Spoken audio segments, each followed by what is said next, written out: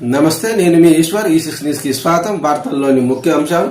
ఖమ్మం జిల్లా చంద్రకొండలో ఇందిరమ్మ ఇండ్ల ప్రారంభోత్సవానికి రానున్న ముఖ్యమంత్రి రేవంత్ రెడ్డికి భారీగా స్వాగతం పలకాలని మంత్రి పొంగులేటి శ్రీనివాసరెడ్డి అన్నారు. 1,00,000 మందితో భారీ బహిరంగ సభ నిర్వహించనున్నట్టు తెలిపిన పొంగులేటి శ్రీనివాసరెడ్డి చంద్రకొండ మండలంలో ఆయన పర్యటించారు. ఇందిరమ్మ ఇండ్లను పరిశీలించి లబ్ధిదారులతో మాట్లాడారు. డ్వాక్రా మహిళలను సభకు తీసుకురావడానికి ఆర్టీసీ బస్సులు ఏర్పాటు చేయాలని డిప్యూటీ ఆర్ఎం మల్లయ్యకు సూచించారు.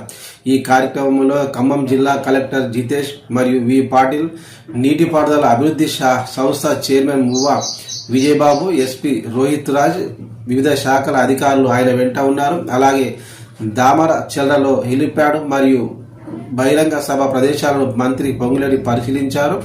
కాంగ్రెస్ పార్టీ ముఖ్య కార్యకర్తల సమావేశంలో మాట్లాడుతూ 21న ముఖ్యమంత్రి రేవంత్ రెడ్డి సభను విజయవంతం చేయాలని ఎమ్మెల్యేలను, కాంగ్రెస్ పార్టీ నాయకులను, కార్యకర్తలను కోరిన మంత్రి